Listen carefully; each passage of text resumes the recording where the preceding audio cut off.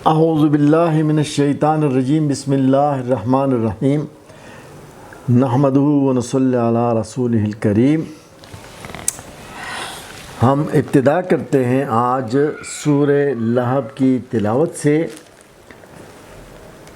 بسم اللہ الرحمن الرحیم۔ تبت یدا ابی لہب وتب ما اغنی عنہ مالہ وما کسب سیصلی نارا ذات لہب وامرأتہ حمالۃ الحطب فی جیدہا حبل من مسد۔ صدق اللہ علی العظیم۔ ترجمہ آپ کے سامنے پیش کرتا ہوں۔ ٹوٹ گئے ابو لہب کے ہاتھ اور نامراد ہو گیا اس کا مال، اور جو کچھ اس نے کمایا وہ اس کے کام نہ آیا۔ ضرور وہ شعلہ زن آگ میں ڈالا جائے گا، اور اس کی جورو بھی لگائی بجھائی کرنے والی، اس کی گردن میں مونچھ کی رسی ہوگی۔ یہ ہے سورہ لہب کا ترجمہ۔ اس سورہ کا نام سورہ تب بھی ہے، سورہ مسد بھی ہے، اور اس کا شان نزول بہت ہی مشہور بھی ہے۔ واقعہ یہ ہوا تھا کہ رسول پاک صلی اللہ علیہ وآلہ وسلم مکہ کی ایک چوٹی پر تشریف لے گئے اور قریش کو پکارا، اور اس طرح پکارا جیسے ایمرجنسی میں کسی کو پکارا جاتا ہے۔ اور جب وہ اکٹھے ہو گئے تو آپ صلی اللہ علیہ وسلم نے ان سے مخاطب ہو کر کہا کہ اے قریش، اگر میں تم سے کہوں کہ پیچھے اس گھاٹی کے، اس چوٹی کے ایک دشمن ہے جو تم پر حملہ آور ہوا چاہتا ہے، تو کیا تم یقین کرو گے؟ انہوں نے بیک زبان ہو کر کہا، بے شک آپ صادق اور امین ہیں، آپ نے ہمیشہ سچائی کا راستہ اختیار کیا ہے، آپ نے سچ ہی فرمایا ہے، جو کچھ آپ کہیں گے ہم سے مانیں گے۔ تو آپ نے انہیں فرمایا کہ کہو لا الہ الا اللہ۔ یہ دعوت آپ نے دی۔ اس پر ابی لہب نے جو کچھ کہا وہ یہ تھا کہ کیا آپ نے ہمیں اس لیے بلایا ہے؟ یہ بھی کوئی کرنے کی بات ہے؟ تو اس طرح ابی لہب نے رسول پاک کی اس دعوت کو اور اس محفل کو سبوتاژ کیا، خراب کیا، اور آپ کی پہلی دعوت عام جو دین کے لیے دی گئی تھی اس کو ابی لہب نے خراب کیا۔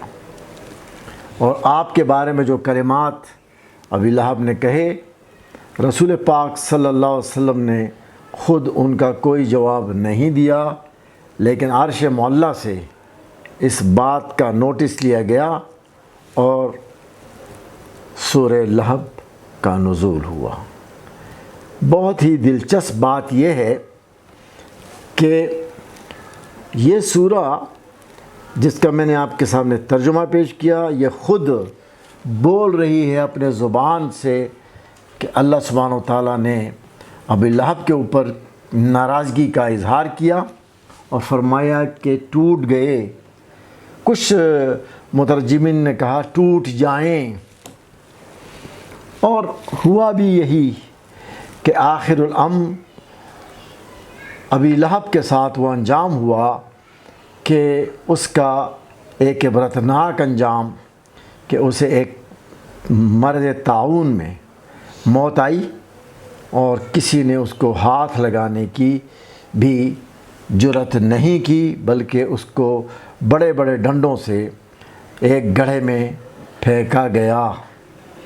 وہ شخص جو اپنے آپ کو سب سے زیادہ مالدار سمجھتا تھا اور اپنے آپ کو سب سے زیادہ کامیاب سمجھتا تھا، اس کا انجام سب کے سامنے ہوا۔ اس سورہ میں جو حقیقت پنہا ہے وہ یہ ہے کہ اللہ سبحانہ و تعالیٰ کن فیکون ہے، جو کچھ فرما دیا وہ ہو گیا، جو کچھ کہا گیا ہے تاریخ کے بارے میں وہ ہو چکا ہے، اور جو کچھ بیان کیا جا رہا ہے مستقبل کے بارے میں وہ سچ ہے، اور ہم اس پر یقین رکھتے ہیں۔ آج میں آپ کے سامنے اس سورہ کا اسلوبی جائزہ پیش کرتا ہوں، اور اسلوبی جائزہ پیش کرنے کے لیے میں اپنا تعارف کرا دوں۔ میں پروفیسر احسان الرحمن۔ اسلوب میرا مضمون ہے اور میں نے اسے پڑھایا ہے، اور اسلوب ہی پر میرا پی ایچ ڈی ہے، قرآن پر۔ اس لیے جو بات میں کہوں گا وہ اسی اوتھینٹیسٹی کے ساتھ ہوگی کہ جو علم الاسلوب نے ہمیں عطا کیا ہے، اور اس میں جو کچھ بتایا جا رہا ہے انشاءاللہ آپ کو پسند بھی آئے گا، اور آپ خوش بھی ہوں گے کہ ہم اسلوب کے حوالے سے سورہ تب، سورہ لہب یا سورہ مسد کا ایسا تجزیہ پیش کریں گے جو آپ نے آج تک اس حوالے سے نہیں سنا ہوگا۔ تو آئیے اس کی طرف آتے ہیں۔ جو پہلا لفظ ہے تبت، اسی میں ایک گونج ہے، اسی میں ایک گرج ہے، اسی میں ایک چمک ہے۔ تبت، اس کو آرام سے اگر پڑھیں گے تبت، قرات کی بات نہیں ہو رہی ہے یہاں، صرف تجوید کی بات ہو رہی ہے۔ تبت یدا ابی لہب و تب۔ اب اس میں آپ غور کیجئے کہ یہاں ایک گھن گرج ہے، جیسے تب تب تب، جیسے کسی کو مار پڑ رہی ہو۔ تبت یدا ابی لہب و تب ما اغنا۔ غور کیجئے، لفظ جو ہے اغ، اس میں بھی غور کہ ایک میں گھن کا لفظ ہے، اس میں نفرت کا اظہار ہے۔ ما اغنا عنہ مالہ وما کسب، جو کچھ کرتا رہا اس میں کچھ بھی کام نہیں آنا۔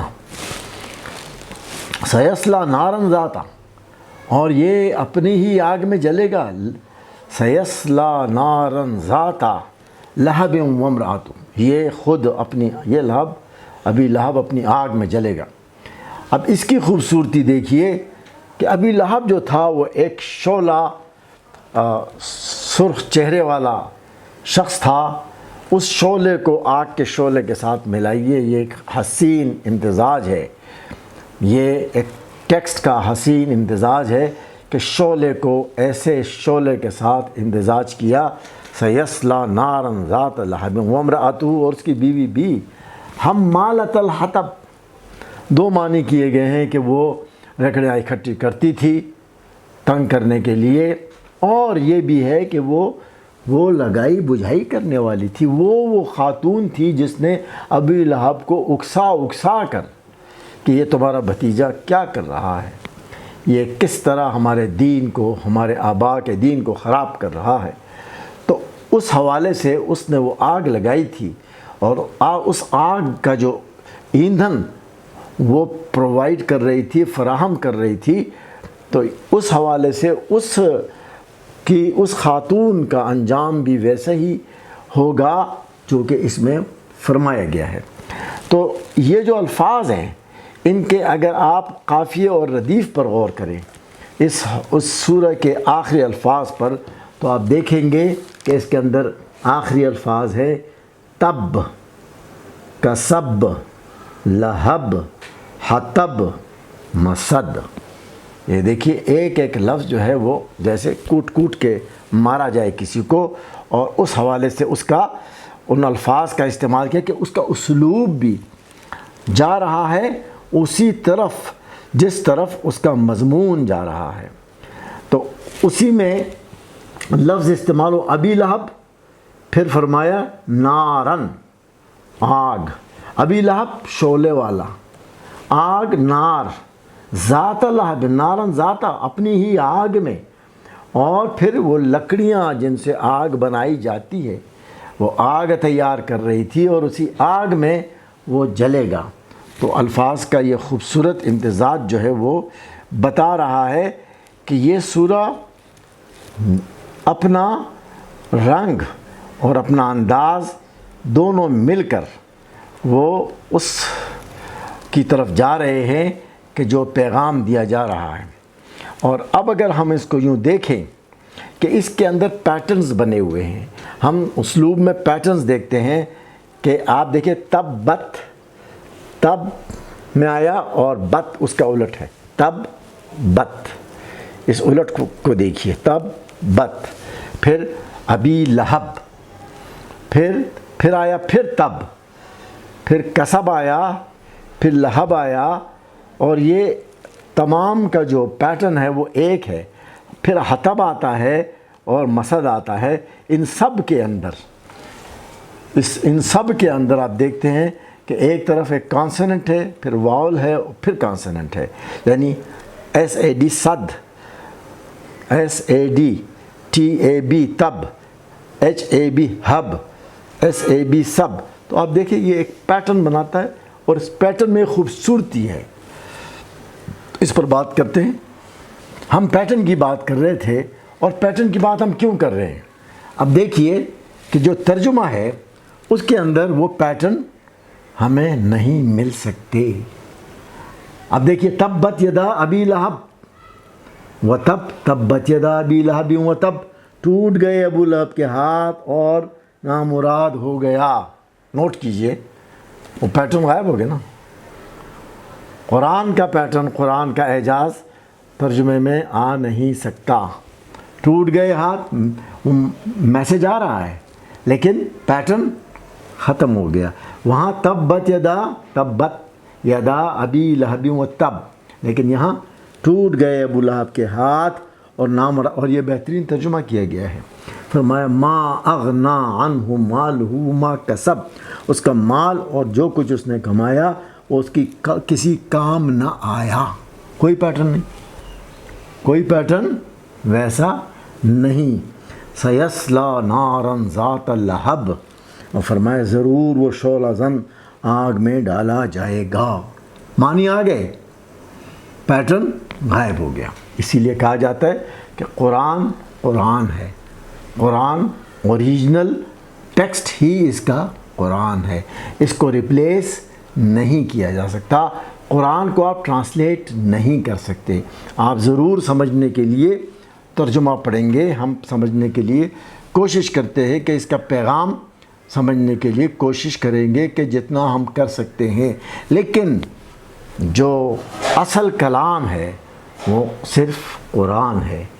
پھر فرمائے وَامْرَأَتُهُ حَمَّالَةَ الْحَطَبِ، اور ترجمہ، اور اس کی جورو بھی لگائی بجھائی کرنے والی، فی جیدہا حبل من مسد، اور اس کے گردن میں ہوگی رسی۔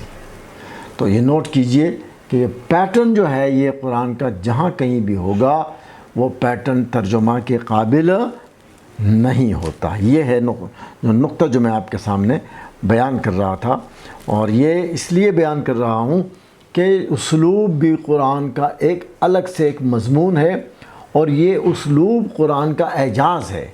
جب قرآن کہتا ہے کہ میری اس قرآن کی ایک سورہ جیسی کوئی سورہ لے آؤ، تو اس کا مطلب یہی ہوتا ہے کہ چاہے آپ ترجمہ کر لیں، اردو میں کر لیں، انگریزی میں کر لیں، کسی بھی زبان میں کر لیں، لیکن جو انداز بیان ہے، ترجمہ تو ہو سکتا ہے لیکن جو انداز بیان ہے اس کو آپ کیپچر نہیں کر سکتے۔ تو یہ آپ کے سامنے جو سامنے بات آتی ہے وہ یہ ہے کہ ایک طرف اس کا سرخ چہرہ، وہ آگ، اس کی سرخی، اور وہ شعلہ زن، وہ اسی آگ میں اس کا جلنا، پھر لکڑیوں کا اس کے ساتھ ایک تعلق، وہ تعلق، پھر وہ رسی کا اپنے لکڑیوں کے ساتھ تعلق جس سے لکڑیاں باندھی جاتی ہیں، یہ سارا تعلق جو ہے اس پیٹرن کے اندر، اس سورہ کے اندر موجود ہے۔ تو جب ہم سورہ کا اور اس کے ترجمے کا تقابل کرتے ہیں تو ہم دیکھتے ہیں کہ وہ سورہ جس کا ایک پیٹرن تھا، جس کے اندر اور باہر قافیے اور ردیف ایسے جڑے ہوئے تھے، جن کا ایک ایک حرف، ایک ایک صوت، جس کی چن چن کر اللہ سبحانہ و تعالیٰ نے اپنے ہاتھ سے جسے چن کر لگایا، بنایا، سجایا، اور اللہ سبحانہ تعالیٰ نے اپنی ناراضگی کا اظہار نہ صرف حروف میں کیا، نہ صرف الفاظ میں کیا، نہ صرف پیغام میں کیا، بلکہ اس کے ایک ایک حرف میں وہ چیز، وہ آواز آ رہی ہے، جو کچھ کہا جا رہا ہے اس کے ایک ایک حرف سے عیاں ہے، یعنی مضمون خود بول رہا ہے کہ یہ ایک ناراضگی والا مضمون ہے، یہ غضب والا مضمون ہے، اور جو کچھ فرمایا گیا وہ ہوا۔ تو اس طرح ہم کہتے ہیں کہ ساؤنڈ اینڈ سینس، یعنی جو اصوات ہیں اور جو اس کے معنی ہیں وہ آپس میں ہم آہنگ ہیں، اور یہ ہم ان الفاظ میں دیکھتے ہیں جیسے میں نے بتایا۔ کیسی آوازیں؟ اغنا، ذات، جیدہا، یہ ساری ساؤنڈز، سارے اصوات وہ آپس میں ملتے ہیں۔